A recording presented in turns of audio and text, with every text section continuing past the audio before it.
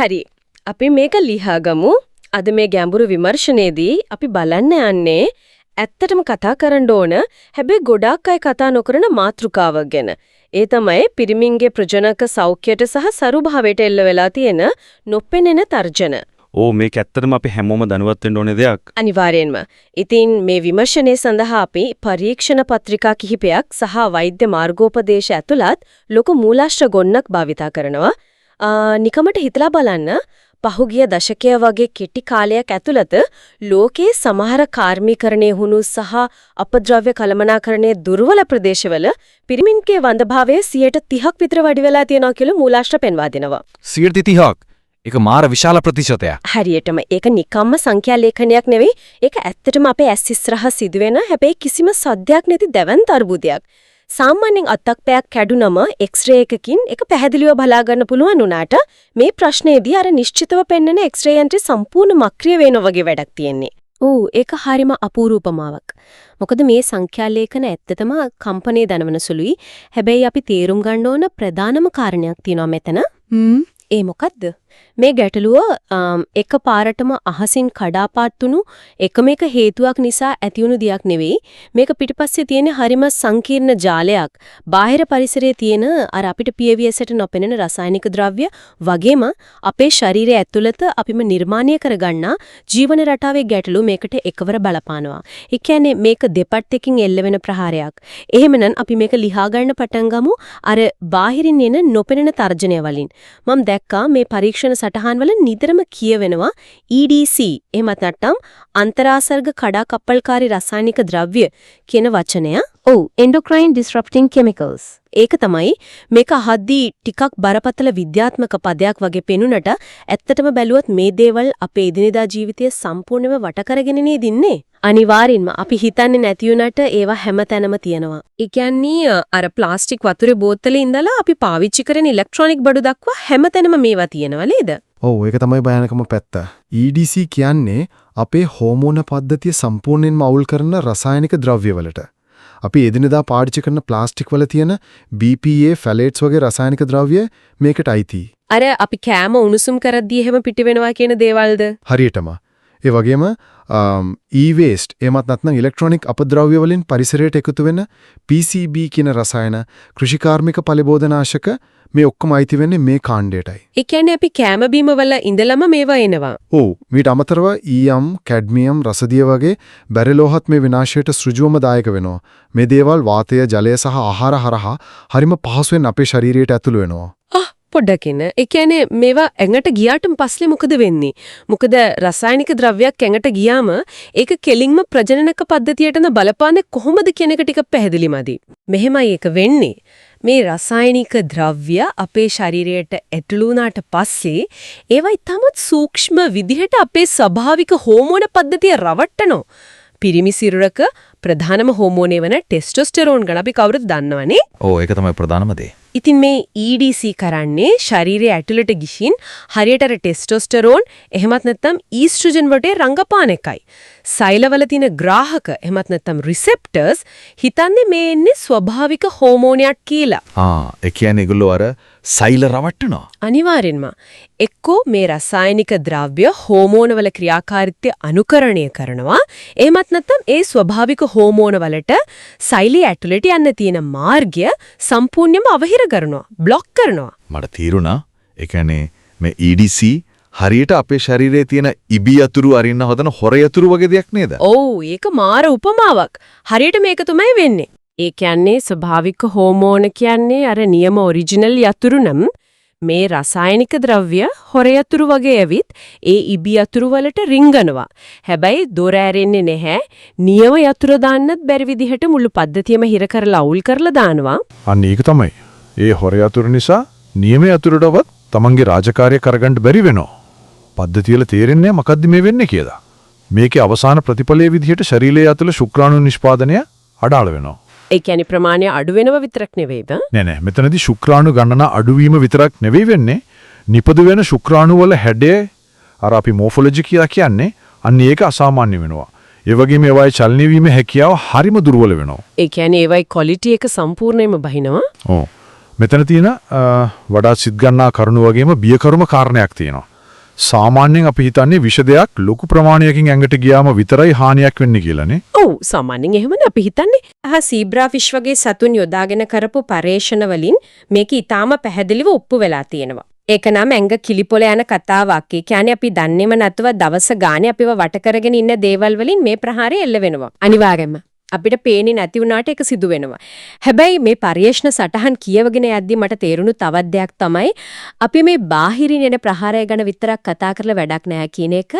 මොකද අපි ඇඟ ඇතුළේම හදාගන්න සතුරෙක් ඉන්නව නේද? ඔව් අපි දැන් අභ්‍යන්තර ප්‍රශ්නටයි එන්නේ. ඔව්.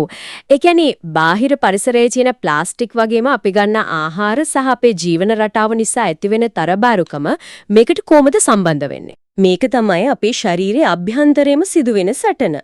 තරබාරුකම විශේෂයෙන්ම BMI යගේ 30ට වඩා වැඩිවීම පිරිමි සරුභාවයට එල්ල කරන ලොකුම අභ්‍යන්තර තර්ජනයක් විදිහට මේ පර්යේෂණ පෙන්වා දෙනවා. අපි මේක විශාල චිත්‍රයට සම්බන්ධ කළොත් සාමාන්‍යයෙන් අපි හිතන්නේ ශරීරයේ බර වැඩි වුණාම ඒ එකතු වෙන මේදසෛල එහෙම නැත්නම් ෆැට් සෙල්ස් කියන්නේ නිකම් අමතර ශක්තිය ගබඩා කරලා තියෙන අක්‍රීය ගබඩාවක් කියලානේ. පොඩ්ඩක් කියන ඒ කියන්නේ මේදසෛල කියන්නේ නිකම්ම තෙල් ගබඩාවක් නෙවෙයිද? ඒවා ඇක්ටිව් විදිහට මොකක් හරි රසායනික ක්‍රියාවලියක් කරනවද? අනිවාර්යයෙන්ම. නවීන විද්‍යාවට අනුව ඒක සම්පූර්ණයෙන්ම වැරදි.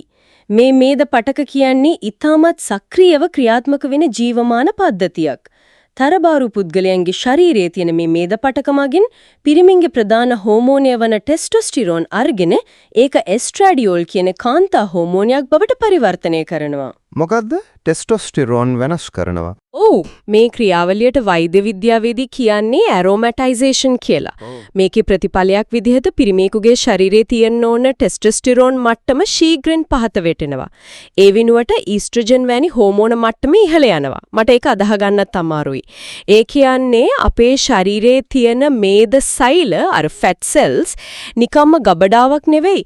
ඒවා අපිට විරුද්ධව වැඩ කරන අමතර ග්‍රන්ථියක් වගේ ක්‍රියා කරනවා කියන එකද? හරියටම ඒක අමතර ග්‍රන්ථියක් වගේ තමයි. ඒ කියන්නේ අපේම ටෙස්ටොස්ටිරෝන් අරගෙන ඒවා වෙනස් හෝමෝනයක් බවට පත් කරන සත්‍රු කණ්ඩවුරක් අපේ බඩේම හැදිලා තියෙනවා වගේ වැඩක් නේ මේක. ඒක හරියටම ගැළපෙන විදිහට තේරුම් ගැනීමක්.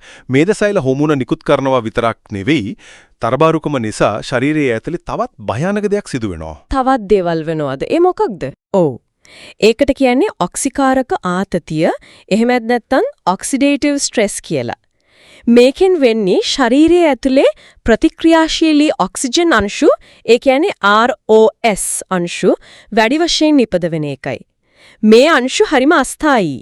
ඒවා ශරීරේ පුරාම ගමන් කරලා වෙනස් සෛල වලින් ඉලෙක්ට්‍රෝන උදුරා ගන්න හදනවා. මේ ඔක්සිකාරක ආතතිය කියන එක සරලව ගත්තොත් හරියට යකඩයක් මලකඩ කන වගේ ක්‍රියාවලියක් නේද? අර අස්ථායී අංශු ගිහින් සෛලවල හැප්පිලා ඒවා විනාශ කරලා දානවා. ඔව්. ඒක ඉතා හොඳ පැහැදිලි කිරීමක්. හරියටම මලකඩ කනවා වගේ තමයි. මේ අස්ථායී අංශු කෙලින්ම ගිහින් පහර දෙන්නේ ශුක්‍රාණු සෛලවල පටලවලට. ශුක්‍රාණු සෛලයක් කියන්නේ හරිම සියුම් දෙයක්. ඉතින් මේ ප්‍රහාරය නිසා ඒ සෛලවල පටල කැඩිලා ගිහින් සම්පූර්ණයෙන්ම විනාශ වෙනවා. අපෝ ඒක හරිම භයානකයිනේ. ඔව්. මීට අමතරව නිින්ද නොයාම, දුම්පානය සහ අධික මත්පැන් භාවිතය වගේ දේවල් එකතු වුණාමත් මේ ඔක්සිකාරක ආතතිය තවත් දරුණු වෙනවා. තරබාරුකම යන හුදෙක් බර වැටිවීමක් පමණක් නෙවෙයි, ඒ ශරීරය තුල නීදන්ගත දැවිල්ලක්, එකනේ ක්‍රොනික් ලෝ ග්‍රේඩ් ඉන්ෆ්ලමේෂන් එකක් සහ ඉන්සුලින් ප්‍රතිරෝධයක් ඇති කරමින් මුළු ප්‍රජනනක පද්ධතියම සම්පූර්ණයෙන්ම අඩපණ කරන යාන්ත්‍රණයක්. මේ කතා අහගෙන ඉද්දී මට හිතෙන ලොකුම ප්‍රශ්නේ මේකයි. බාහිරින් එන ප්ලාස්ටික්, රසායනික ද්‍රව්‍ය, ඇඟ ඇතුලේ තියෙන මේද සෛල වලින් කරන විනාශය මේ ඔක්කොම බලපාන්නේ අදාළ පුද්ගලයාට විතරද? ඒක තමයි ඊළඟට කතා කරන්න තියෙන වැදගත්ම දේ. ඒ කියන්නේ තමන්ගේ ජීවන රටාව අවුල් නම්, තමන්ගේ කැම බීම නරක නම්, ඒකේ ප්‍රතිපාක විඳින්න වෙන්නේ තමන්ට විතරයි කියලා හිතන එක සාධාරණද? නෑ. මෙතන තමයි මේ කතාවේ ඛේදවාචකයේ තියෙන්නේ. මේ හානිය එක් පුද්ගලයෙකුට විතරක් සීමා වෙන්නේ නැහැ. එය අනාගත දරුවන්ටද ඍජුවම බලපානවා. අපි මේකට කියන්නේ එපිජෙනෙටික් දෝන්කාරය, එහෙමත් නැත්නම් එපිජෙනෙටික් එකෝ කියලා. එපිජෙනෙටික් දෝන්කාරය. ඒ කියන්නේ තාත්තගේ පැත්තෙන් දරුවට යන ජානවලට මොකක් හරි හානියක් වෙනවා කියන එකද මම දැක්ක ශුක්‍රාණු වල DNA ඛණ්ඩනය වීම කියලා දෙයක් මේ පරීක්ෂණවල තියෙනවා. ඔව්. මේ වැදගත් ප්‍රශ්නයක් මතු කරනවා.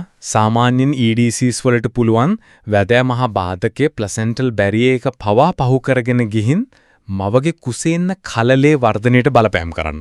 ඒ කියන්නේ මවගේ පැත්තෙන් විතරක් නෙවෙයි. හරියටම.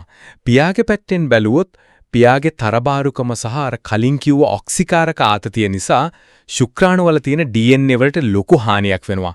DNA කැඩිලා බිඳිලා යනවා. ඒක එකක්. අනිත් භයානකම කාරණේ තමයි මේ එපිජෙනෙටික් වෙනස්කම්. එපිජෙනෙටික්ස් කියන එක අපි සාමාන්‍ය කෙනෙකුට තේරෙන්න විදියට කිව්වොත් ඒක හරියට කම්පියුටර් එකක හાર્ඩ්වෙයාර් එකයි සොෆ්ට්වෙයාර් එකයි වගේ නේද? ඔව් ඒක කොහොමද පැහැදිලි කරන්නේ? ඒ කියන්නේ DNA කියන්නේ හાર્ඩ්වෙයාර් එක නම් ඒ ජාන කොහොමද වැඩ කරන්නේ මොන වෙලාවෙටද ඔන් වෙන්නේ ඔෆ් වෙන්නේ කියලා තීරණය කරන සොෆ්ට්වෙයාර් එක තමයි එපිජෙනෙටික්ස් කියන්නේ. අන්න හරි ඒක ඊටමත් නිවැරදි. තියකුගේ තරබාරුකම සහ නරක ජීවන පුරුදු නිසා මේ සොෆ්ට්වෙයාර් එක අවුල් වෙනවා විශේෂයෙන්ම දරුවාගේ පෙකණි වැලේ රුධිරයේ තියෙන DNA මෙතිලීකරණ රටාවන් ඒ කියන්නේ විතයිලේෂන් පැටර්න්ස් මේ නිසා වෙනස් වෙන්න පුළුවන්. ඒ කියන්නේ දරුවා ඉපදෙන්නත් කලින්ම ප්‍රෝග්‍රෑම් එක අවුල් වෙලා. ඔව් මෙහි භයානකම ප්‍රතිඵලය තමයි ඉපදෙන අනාගත දරුවන්ට පරිවර්තන රෝග, හෘද රෝග වගේම ජීවිත කාලේ පුරාම බලපාන ප්‍රේඩවිලි සහ ඇල්ස්ට්‍රෝම් වගේ දුර්ලභ ගණයේ ජානමය සහලක්ෂණ පව ඇතිවීමේ අවිධානමක් නිර්මාණය වීම. ඒ කියන්නේ පියකුගේ සෞඛ්‍ය පුරුදු සහ පරිසරය දරුවා පිළිසිඳ ගැනීමටත් පෙර සිටම ඒ දරුවාගේ අනාගත සෞඛ්‍ය තීරණය කරනවා කියන එක ගැන අපි මීට වඩා අවධානය යොමු කළ යුතුයි. මෙතනදී තමයි මේක ඇත්තටම රසවත් වෙන්නේ. මොකද අපි සමාජයක් විදිහට නිතරම හිතන්නේ ගර්භණී සමයේදී මවගේ සෞඛ්‍ය, මවගේ කෑම බීම ගැන විතරයිනේ. ඔව් පියාගේ භූමිකාව ගැන කතා වෙනව හරිම අඩුයි. හරියටම හැබැයි පියාගේ ජීවන රටාව, ඕ කනබොන දේවල්, ඔහු ඉන්න පරිසරය අනාගත දරුවාගේ අර සොෆ්ට්වෙයාර් එකට මේතරම් බලපෑමක් කරනවා කියන එක ඇත්තටම මාර පොදුම සහගතයි. පැහැදිලිවම. ජාන කියන්නේ ගල් ගැහුණු දෙයක් නෙවෙයි. අපේ ජීවන රටාව අනුව ඒ ජාන ක්‍රියාත්මක වෙන විදිහ වෙනස් වෙනවා. එය පරම්පරාවෙන් පරම්පරාවට ගමන් කරනවා කියන එක අපි තේරුම් ගන්න ඕන. හොඳයි. මේ වෙනකම් කතා කළේ ප්‍රශ්නේ භයානක පැත්ත ගැන. දැන් අපි බලමු මේ තත්ත්වෙ මගහරවා ගැනීමට අපේ ශ්‍රාවකින්ට කළ හැකිය කුමක්ද කියා. මේ පරීක්ෂණ ගොන්න අගට යද්දී ලොකු බලාපොරොත්තුවක් තේව නේද? ඔව් අනිවාර්යයෙන්ම මේක ආපහු හැරවිය නොහැකි විනාශයක් නෙවෙයි. ඉතින් අපිට පාලනය නැවත ලබා ගන්න පුරුවන් ප්‍රායෝගික ක්‍රම තියෙනවා. පළවෙනි කාරණේ විදිහට මම දැක්කා උෂ්ණත්ව පාලනය ගැන ලොකු ඉස්සරයක් තියෙනවා. එයි මේ උෂ්ණත්වයේ එච්චරම වැදගත් වෙන්නේ. මෙහෙමයි. මිනිස් සිරුරේ වෘෂණ කෝෂ ශාරීරියෙන් පිටත පිහිටලා තියෙන්නේ අහම්බයකින් නෙවෙයි. සාමාන්‍ය ශරීර උෂ්ණත්වයට වඩා අංශක කීපයක් අඩුවෙන් තිබුණොත් විතරයි නිරෝගී ශුක්‍රාණු නිෂ්පාදනයක් සිද්ධ වෙන්නේ. ඒ කියන්නේ කූල් එක තියෙන්න ඕනේ. ඔව් ඒ නිසා නිතරම තද යට ඇඳුම් වඳින එක, උණුසුම් වතුරෙන් නාන තටාකවල ගොඩක් වෙලාවෙ ඉන්න එක සහ විශේෂයෙන්ම ලැප්ටොප් පරිගණක උකුල මත තියාගෙන දිග වේලාවක් වැඩ කරන එක මේ ක්‍රියාවලියට ගොඩක් බාධා කරනවා. එකනදී උෂ්ණත්වය ඉහළ ගිහින් ශුක්‍රාණු නිෂ්පාදනය අඩාල වෙනවා. ඊළඟට මම දැක්ක මේ පෝෂණය සහ අතිරේකය කියන්නේ සප්ලිමන්ට්ස් ගැන ලොකු කතාවක් තියෙනවා. විශේෂයෙන්ම මධ්‍යධාරණීය ආහාර රටාව, අර මෙඩිටේරියන් ඩයට් එක ගැන කියවෙනවා. ඒ වගේම මාව පුදුමටපත් කරපු සංඛ්‍යාලේඛනයක් තිබුණා විටමින් C සහ අශ්වගන්ධ වගේ දේවල් ගැන. ඔව් ඒ ප්‍රතිඵල ඇත්තටම විශ්මයජනකයි. ඒ කියන්නේ නිකම්ම විටමින් පැත්තක් බිව්වම හරි අශ්වගන්ධ ටිකක් බිව්වම හරි අර අවුරුදු ගාණක් තිස්සේ ප්ලාස්ටික් වලින් වුණු බලපෑම මැජික් එකක් වගේ නැති වෙලා යනවද? මේ දේවල් ඇත්තටම විද්‍යාත්මකව ඔප්පු වෙලා තියෙනවද? මේක මැජික් එකක් නෙවෙයි. හැබැයි පර්යේෂණ දත්ත දිහා බැලුවම ඇත්තටම පුදුම හිතෙනවා. පර්යේෂණවලක අනුව දිනකට විටමින් C මිලිග්‍රෑම් 2000ක් මාස 2ක් දිගටම පාවිච්චි කරපු අයගේ ශුක්‍රාණු චලනය 90%කින් වැඩි වෙලා සම්පූර්ණ ශුක්‍රාණු ගණන දෙගුණ වෙලා තියෙනවා. මාස 2කින් දෙගුණයක් කරනවා. ඒක මාරයිනේ. ඔව්. ඒ වගේම අශ්වගන්ධා මාස 3ක් භාවිතයෙන් 150කින් ශුක්‍රාණු ගණන වැඩි වෙලා තියෙනවා. මීට අමතරව මැකාමූල සහ D-aspartic අම්ලය වගේ දේවලුත් පර්යේෂණ වලින් සාර්ථක ප්‍රතිඵල පෙන්වලා තියෙනවා. ඒ කියන්නේ මේ ප්‍රතිඔක්සිකාරක එමත් නැත්නම් ඇන්ටිඔක්සිඩන්ට්ස් ඇඟ ඇතුළට ගියාම කරන්නේ අර කලින් කතා කරපු මලකඩ කන ක්‍රියාවලිය නතර කරන්න එක නේද? හරියටම. විටමින් C වගේ දේවල් කරන්නේ අර ඔක්සිකාරක ආතතියට එරෙහිව සටන් කරලා අර විනාශකාරී අංශු මර්ධනය කරන එකයි. ඒ හරහා සෛල ආරක්ෂා වෙනවා. අශ්වගන්ධා වගේ ශාකසාර කරන්නේ ශරීරයේ ස්වභාවික හෝමෝන නිෂ්පාදනය විශේෂයෙන්ම ටෙස්ටෝස්ටිරෝන් මට්ටම යථා තත්ත්වයට පත් කරන්න අවශ්‍ය උත්තේජනය ලබා දෙන එකයි. හැබැයි අර මේ ස්වභාවික ක්‍රමවලට අමතරව තවත් බරපතල තත්ත්වයන් තියෙනෝනේ. හිතන්න කෙනෙක් ගොඩක්ම තරබාරුයි යාට නිකම්ම කෑම පාලනයෙන් විතරක් මේක ගොඩදා ගන්න බැරි නම් නවීන වෛද්‍ය විද්‍යාවේ මේකට විසඳුම් නැද්ද? අනිවාර්යයෙන්ම තියෙනවා. වෛද්‍ය ප්‍රතිකාර පැත්තෙන් බැලුවොත් ප්‍රොමිෆින්, ගොනල් F වගේ හෝමෝන නියාමනය කරන ඖෂධ සාර්ථකව භාවිතා වෙනවා. ඒ වගේම විශේෂයෙන්ම තරබාරුකම අඩු කරන්න මෑතකදී හොයාගත්ත GLP-1 ඖෂධ ගැන මේ මූලාශ්‍රවල සුවිශේෂී සඳහනක් තියෙනවා. අර බර අඩු කරන ඉන්ජෙක්ෂන්ස් වගේ දේවල්ද? ඔව්, ඒවම තමයි. මේ ඖෂධ මගින් ටෙස්ටොස්ටෙරෝන් මට්ටම සම්පූර්ණයෙන්ම යථා තත්ත්වයටපත් නොකලත් ශරීරයේ බර අඩුවීමත් එක්කම ශුක්‍රාණු චලනය වැඩි වෙලා අර භයානක DNA ඛණ්ඩනය වීම සැලකිය යුතු විදිහට අඩු වෙන බව පර්යේෂණ වලින් පෙන්වලා දීලා තියෙනවා. ඒ කියන්නේ බර අඩු වෙනකොට ඔටෝමැටිකලි ප්‍රජනන පද්ධතිය රිකවර් වෙනවා. හරියටම ඊටත් වඩා දරුණ තරබාරුකමක් තියෙනවා නම් බේරියට්‍රික් ශල්‍ය කර්මය පවා කොතරම් ඵලදායීද කියන එක මේ දත්ත මගින් තහවුරු කරනවා. ඒ ශල්‍ය කර්මයෙන් පස්සේ අර ටෙස්ටොස්ටෙරෝන් විනාශ කරන මේද ගබඩාවන් අඩු වෙනා යන නිසා මුළු පද්ධතියම ආයෙත් සාමාන්‍ය තත්වයටපත් වෙන පටන් ගන්නවා. ඉතින් මේ සියල්ලෙන් අදහස් කරන්නේ කුමක්ද? තත්ත්වය කොච්චර බරපතල වුණත් අපේ වටපිටාවේ කොච්චර රසායනික ද්‍රව්‍ය පිරීලා තිබුණත් අපිට බලාපොරොත්තු අත්හරින්න කිසිම හේතුවක් නැහැ. නිවැරදි ආහාර රටාවක්, ව්‍යායාම, හොඳින් වතුර බීම වගේම අවශ්‍ය වෙලාවට නිවැරදි වෛද්‍ය උපදෙස් ලබා ගැනීම හරහා මේ තත්ත්වය සම්පූර්ණයෙන්ම ආපසු හැරවිය හැකි බවයි මේ පර්යවේෂණ ඔප්පු කරන්නේ. ඔව්, මේක අපිට පාලනය කරන්න බැරි අහසින් වැටුණු ප්‍රශ්නයක් නෙවෙයි. එදිනෙදා අපි භාවිතා කරන ප්ලාස්ටික් භාජනවල ඉඳලා කෑම බීම අපේ ශරීරයේ බර කියන හැම පුංචි දෙයක්ම මේකට බලපානවා වගේම ඒ දේවල් වෙනස් කිරීමෙන් මේක නිවැරදි කරගන්නත් පුරුවන්. ඇත්තටම අද අපි ගොඩක් දේවල් කතා කරා එදිනෙදා ප්ලාස්ටික් වල ඉඳන් බර අඩු කරගන්න එක දක්වා. හැබැයි අද මේ ගැඹුරු විමර්ශනය අවසන් කරන්න කලින් මූලාශ්‍රවල අගට සඳහන් කරලා තිබුණු අනාගත පර්යවේෂණය ගැන පුංචි සටහනක් මගේ හිතේ ලොකු කුතුහලයක් ඇති කළා. අර ටෙක්නොලොජි පැත්තට යන එක නේද? ඔව්, ඒගොල්ලෝ කියනවා මැෂින් ලර්නින් එහෙමත් නැත්නම් යන්ත්‍ර ඉගෙනීම කියන තාක්ෂණය භාවිතා කරලා අපි ජීවත් වන පරිසරයේ දත්ත ආහාර පුරුදු සහ රසායනික ද්‍රව්‍යවලට නිරාවරණය වූ ඉතිහාසය විශ්ලේෂණය කරලා යම් පුද්ගලයෙකුගේ අනාගත සරුභාවය කල්තියාපුරෝකතනය කර හැකි ඇල්ගොරිතම් නිර්මාණය වෙමින් පවතිනවා කියලා. ඔව්, ඒක වෛද්‍ය විද්‍යාවේ ඊළඟ විශාල පෙරලිය වෙනවා. නිසකයි.